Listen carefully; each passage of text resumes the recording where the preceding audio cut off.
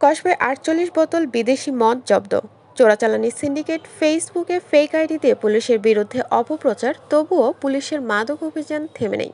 ফারজানা রশিদ রূপার সহযোগিতায় শুনছেন সংবাদ শিরোনাম। কসবা টিভির ডেস্ক রিপোর্ট। কসবা টিভি, হৃদয়ে বাংলা।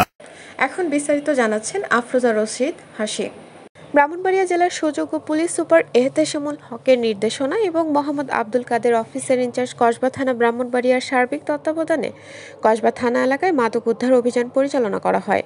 বনের কুঞ্জি থেকে অভিযান চালিয়ে ৪৮ পিস ব্রোকোড ক্রাফট সার্ট কাচের বোতল বিদেশি মদ উদ্ধারমূলক জব্দ করা হয়।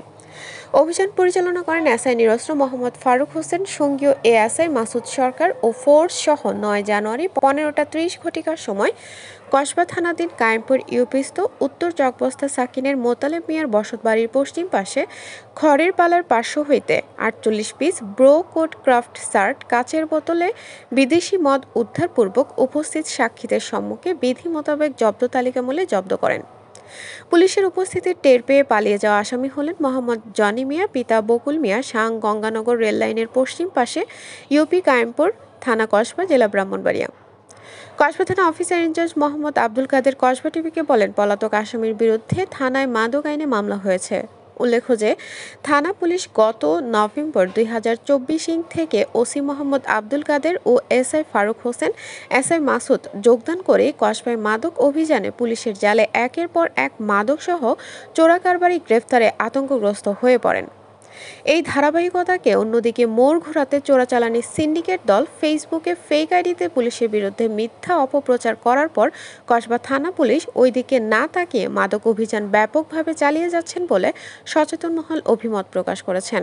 সচেতন মহল আরও জানান, ওসি মোহাম্মদ আব্দুল কাদেরের নেতৃত্বে এসআই ফারুক, মাসুদ, কামাল, সোহেল, কামরুজ্জামান, কাদের সহ প্রমুখ পুলিশদের মাধ্যমে কসবায় মাদক প্রতিরোধ করা সম্ভব। আপনারা জানেন আমাদের মাননীয় পুলিশ সুপার মহোদয় কিন্তু এই মাদক নিয়ে উনি কিন্তু জিরো টলারেন্সের অবস্থান এবং আমাদের ওইভাবে উনি ইনস্ট্রাকশন দিয়ে প্রেরণ করেছে মাদককে একবারে জিরো টলারেন্সে নিয়ে আসতে হবে এবং স্যারের ইনস্ট্রাকশন নির্দেশনা মোতাবেক আমরা অভিযানগুলো পরিচালনা করতেছি।